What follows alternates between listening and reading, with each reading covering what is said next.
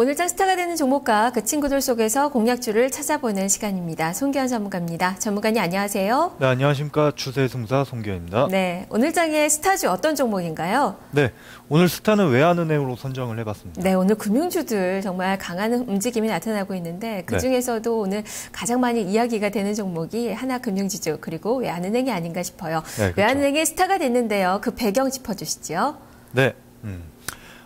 지금 재정절벽이 전 세계적으로 리스크가 많이 완화가 되고 있습니다. 금융 리스크가요. 재정절벽도 어느 정도 이제 마무리가 돼가고 있는 그런 상황이고, 그 다음에 유럽의 재정 리스크도 빠르게 완화되면서 CDS 프리미엄도 상당히 하락 속도를 높여나가고 있는 그런 모습입니다. 그래서 전 세계적으로 금융주들의 랠리가 공통된 현상으로, 증시에서 공통된 현상으로 나타나고 있다는 거죠. 우리나라 금융주들도 마찬가지입니다. 증권주뿐만 아니라 은행주들도 상당히 지금 강한 랠리가 형성이 되고 있다, 이렇게 보시면 될 것 같아요. 은행주들 같은 경우에는 사실 그 실적보다는 가격 메리트에 좀 포인트를 맞춰서 매매를 하셔야 됩니다. 실적은 사실 그렇게 좋지 않습니다. 4분기 실적 시장 가이던스보다 좀 낮게 나타날 가능성이 높고요. 하지만 가격 메리트에 투자자들의 초점이 맞춰져 있다, 이런 식으로 좀 접근을 하셔야 됩니다. 역사적으로 은행주 PBR 같은 경우에는 보통 0.8배에서 1.0배 수준에서 거래가 되고 있는데, 지금 은행주들 같은 경우에는 역사적인 가격 때보다, 평균 가격대보다 한 30% 정도 디스카운트 돼서 거래가 되고 있습니다.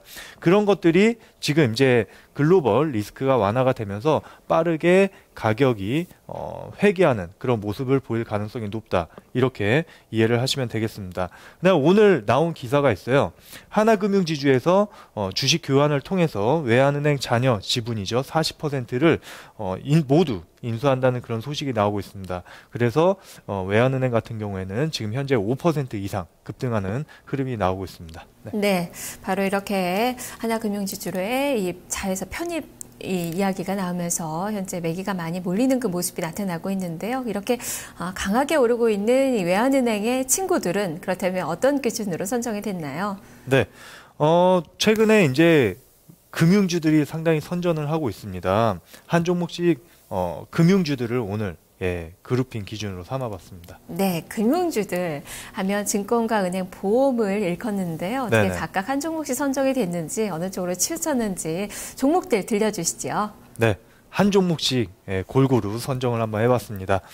첫 번째는요, 우리금융이고요. 두 번째는 미래에셋증권, 마지막으로는 삼성생명까지 세 종목을 친구로 선정을 해봤습니다. 네, 오늘 다 많이 오르고 있는 그 기업들입니다. 먼저 우리금융부터 이 종목 어떤 관점으로 봐야 될지 구체적으로 이야기 들려주시죠. 네, 우리금융은 은행주 중에서 가장 싸게 거래가 되고 있는 종목입니다.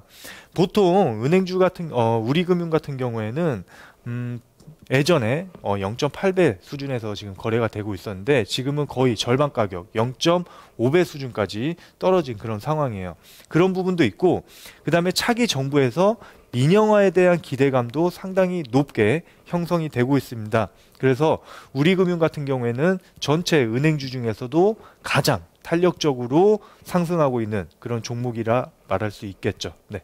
예, 그래서 정말 금융주 중에서 대표적인 그런 종목군으로 시세도 분출이 되고 있는 그 기업이 아닌가 싶습니다. 네. 자, 그리고 미래에셋증권이 두 번째 종목인데요. 역시 4%에 가까운 상승률의 기록이 되고 있네요. 어떻게 볼까요? 네. 미래에셋증권, 대표적인 증권 업종 중에 한 종목이라고 할 수 있겠죠.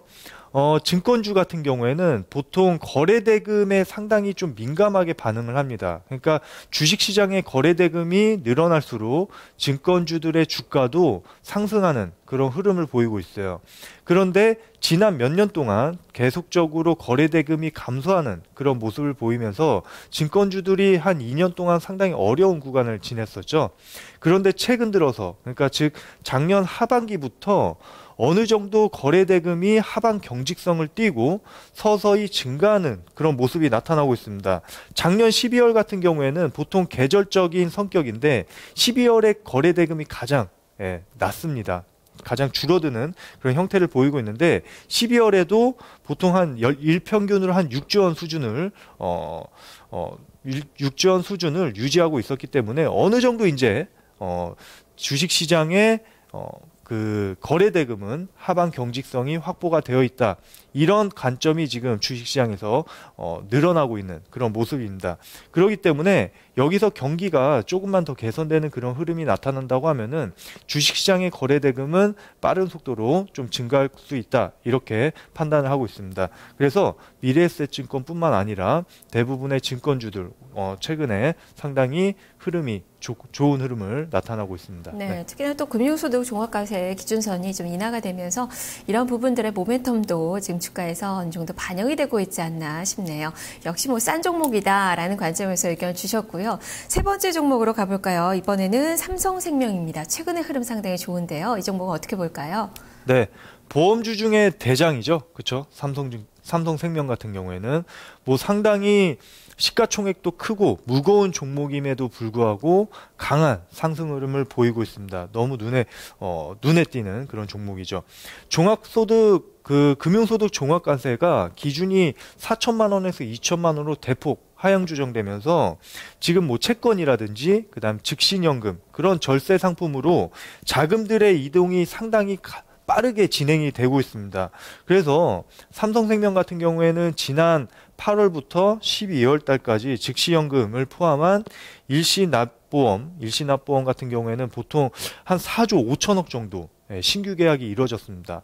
이것만 보더라도 상당히 좀 가파르게 즉시연금과 같은 절세 상품으로 시중의 자금이 이동을 하고 있다. 이 부분을 좀 알 수가 있습니다. 그래서 가장 생보사 중에서도 가장 1위 기업이죠. 그래서 삼성생명이 가장 큰 수혜를 누리지 않을까 이런 주식 증권 시장에서 그런 관점이 팽배해지면서 가장 무거움에도 불구하고 가장 탄력적으로 움직이고 있는 삼성생명이 참 눈에 띄고 있는 것 같습니다. 네, 새해 들어서 주가 상승률이 정말 눈에 많이 띄는 그 기업이 아닐까 싶어요.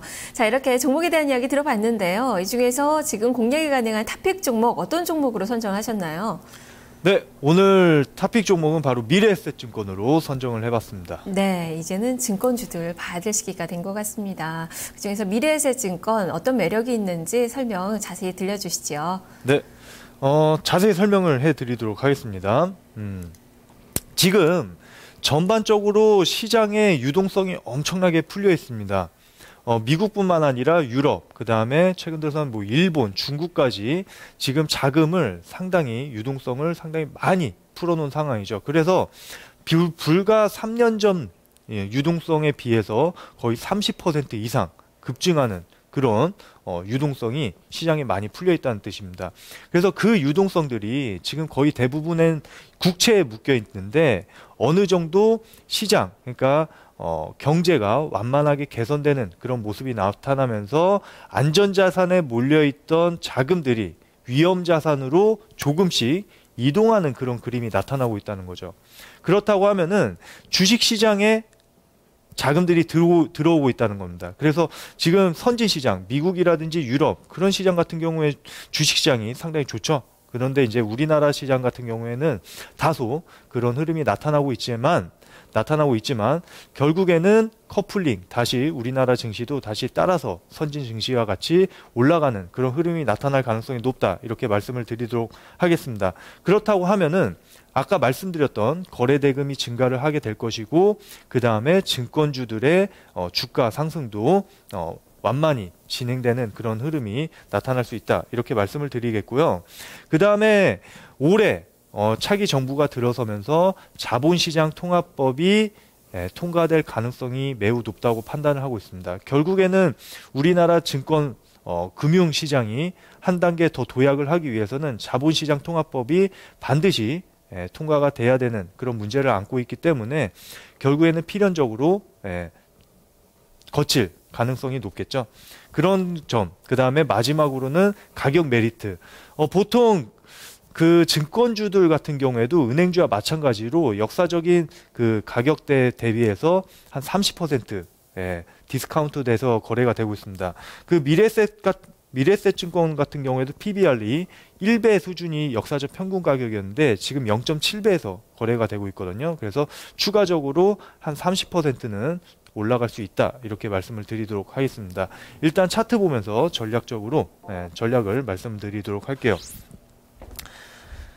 네, 미래에셋증권 같은 경우에는 지금 주가가 다소 많이 올라가고 있죠. 거의 뭐 한 4% 가까이 상승을 하고 있는데요. 미래에셋증권 보시면은 지금 한 4% 상승을 하고 있어요. 거래량도 꽤 많이 실어주면서요. 그런데 오늘 상승 흐름은 상당히 좀 의미가 있다고 보셔도 좋습니다. 왜냐면은 장기간에 올해 1월부터 장기간의 박스권, 작은 박스권을 그리다가 여기서 21선의 지지를 받고 강력하게 지금 상승, 반등하는 그런 흐름이 나타나고 있다는 거죠. 그래서 미래에셋증권 같은 경우에는 지금 전체 증권주들의 흐름을 봤을 때 기간 조정을 마치고 추가적인 상승이 가능하다고 보고 있습니다. 그래서 매수가는 지금 39,000원으로 제가 제시를 해드렸는데 지금 가격대에서도 충분히 매수가 가능하다고 말씀을 드리겠고요. 그 다음에 여기서 추가적으로 상승을 한다고 하면은 기존 전고점 라인이 42,500원에 거래가 됐었거든요. 그래서 42,500원 그 전고점 라인 한번 이렇게 차트를 한번 줄여주시면요. 한번 줄여주시기 바랍니다. 그러면은 전고점 라인이 42,500원, 저기 수준입니다. 지난 3월 달에 형성되었던 가격이었죠. 지난 3월 달에 형성되었던 42,000원 라인까지는 추가적으로 상승 가능하다. 이렇게 말씀을 드리겠고, 손절 라인은 이 박스권에 다시 들어가면 안 됩니다. 그러니까 38,000원을 이탈하면 안 된다는 뜻입니다. 그래서 손절 라인은 38,000원을 제시를 해드리도록 하겠습니다. 네, 알겠습니다. 말씀 잘 들었습니다. 네, 감사합니다. 네, 미래에셋증권 오늘 탑픽 종목인데요. 오늘 또 강한 장대 양봉을 만들어내고 있는 그 기업입니다. 거래대금 증가가 기대가 되고 있고 자통법 수혜 기대감도 증권주들 나타나고 있습니다. 무엇보다 글로벌 유동성이 워낙 풍부해서요. 이런 모멘텀을 이제는 받을 수 있지 않을까.